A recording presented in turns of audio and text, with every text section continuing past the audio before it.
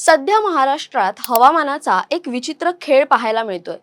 मार्च महिना सुरू झालाय आणि उन्हाचा चटका इतका वाढलाय की अनेक शहरांमध्ये पारा 35 ते 40 अंश सेल्सिअसच्या पुढे गेलाय। मुंबई पुण्यातील नागरिक मार्च हीटमुळे घामाघूम झाले असतानाच आता हवामान खात्याने एक मोठा इशारा दिलाय। हा इशारा आहे अवकाळी पावसाचा। हो, तुम्ही बरोबर ऐकलेत। एकीकडे अंगाची लाही लाही करणारी उष्णता आणि दुसरीकडे विजांच्या कडकडाटासह येणारा पाऊस। नेमकं महाराष्ट्राच्या हवामानात असं काय बदल झालेत ज्यामुळे ही परिस्थिती ओढावली आहे? कोणत्या जिल्ह्यांना कोणता अलर्ट देण्यात आलाय? आणि सर्वात महत्त्वाचं म्हणजे आपल्या शेतकऱ्यांनी या काळात स्वतःची आणि पिकांची काळजी कशी घ्यावी जाणून घेऊया या व्हिडिओच्या माध्यमातून। नमस्कार, मी संचारी आकेरकर आणि आपण पाहताय टाइम महाराष्ट्र। सध्या विदर्भापासून ते कोकणापर्यंत सूर्य आग ओकतोय। देशातील सर्वाधिक तापमानाची नोंद आपल्या महाराष्ट्रातील अमरावती येथे झाली, जिथे पारा 41.8 अंश सेल्सिअस वर पोहोचलाय। अकोल्यात 41.5, वर्ध्यात 40.6 आणि सोलापूर मालेगाव मध्येही 40 अंशांची नोंद झाली। ही केवळ आकडेवारी नाही तर जनजीवनावर होणारा एक मोठा परिणाम आहे। हवामान शास्त्रज्ञ डॉक्टर S.T. सानप यांच्या मते गेल्या काही दिवसांपासून गुजरात आणि महाराष्ट्रावर वाऱ्याची प्रतिचक्रीय स्थिती निर्माण झाली आहे, ज्यामुळे उष्णतेची लाट अधिक तीव्र झाली। दुपारच्या वेळी रस्त्यावर शुकशुकाट पाहायला मिळतोय, पण आता प्रश्न असा पडतो की एवढ्या कडक उन्हात पाऊस कसा काय येऊ शकतो? त्याचं उत्तर दडलंय हवामानातील एका तांत्रिक बदलामध्ये, ज्याला आपण द्रोणीय स्थिती किंवा ट्रफ म्हणतो। हवामान विभागाने दिलेल्या माहितीनुसार विदर्भापासून दक्षिण मध्य महाराष्ट्रापर्यंत वाऱ्याची द्रोणीय स्थिती म्हणजेच ट्रफ निर्माण झालाय। आता सोप्या भाषेत सांगायचं तर ट्रफ म्हणजे हवेच्या कमी दाबाचा एक लांब पट्टा। जेव्हा अशी स्थिती निर्माण होते तेव्हा वातावरणात प्रचंड अस्थिरता येते। या ट्रफमुळे एकाच वेळी दोन बाजूंकडून वारे महाराष्ट्राकडे खेचले जात आहेत। एकीकडे अरबी समुद्र आणि दुसरीकडे बंगालचा उपसागर। या दोन्ही समुद्रांवरून येणारे बाष्पयुक्त वारे जेव्हा एकत्र येतात तेव्हा आकाशात ढगांची दाटी होते।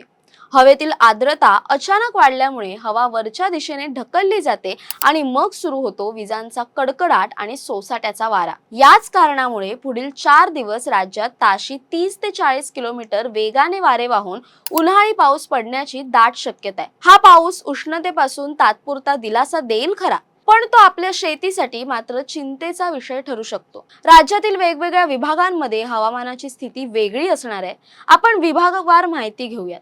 मध्य महाराष्ट्र, सातारा, सांगली आणि सोलापूर जिल्ह्यांमध्ये वादळी वाऱ्यासह पावसाचा अंदाज असून येथे येलो अलर्ट जारी करण्यात आलाय। पुणे आणि अहिल्यानगर मध्येही हलक्या सरींची शक्यता आहे। मराठवाड्यात उष्णतेची लाट काहीशी ओसरणार असली तरी बीड आणि धाराशिव जिल्ह्यात मुसळधार पावसाची शक्यता वर्तवण्यात आली आहे। विदर्भात सध्या ढगाळ वातावरण असून गडचिरोली, गोंदिया आणि भंडारा यांसारख्या जिल्ह्यांमध्ये विजांसह पाऊस पडू शकतो। 15 मार्च पासून संपूर्ण विदर्भात पावसाचा जोर वाढेल असं म्हटलं जाते। मुंबई, ठाणे आणि रायगडमध्ये हवामान प्रामुख्याने उष्ण आणि दमट राहील। उत्तर महाराष्ट्रातील नाशिक, जळगाव भागात 15 मार्च नंतर पावसाची एंट्री होऊ शकते।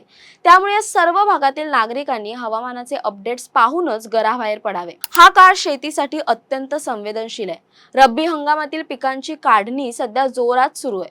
अशा वेळी पाऊस आणि गारपीट झाली तर हातातोंडाशी आलेला घास हिरावला जाऊ शकतो। याच पार्श्वभूमीवर मुख्यमंत्री देवेंद्र फडणवीस यांनी शेतकऱ्यांना सतर्क राहण्याचं आवाहन केले।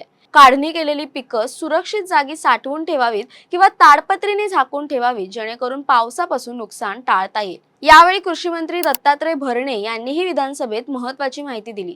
फेब्रुवारी महिन्यात झालेल्या अवकाळी पावसामुळे आधीच 78,000 हेक्टरवरील पिकांचं नुकसान झालंय।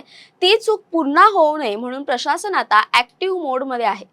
विशेष म्हणजे भविष्यात अशा नैसर्गिक आपत्तींचा अंदाज घेण्यासाठी आणि नुकसान कमी करण्यासाठी महाराष्ट्र सरकार आता कृत्रिम प्रज्ञा, ड्रोन आणि रोबोटिक्सचा वापर वाढवणार आहे।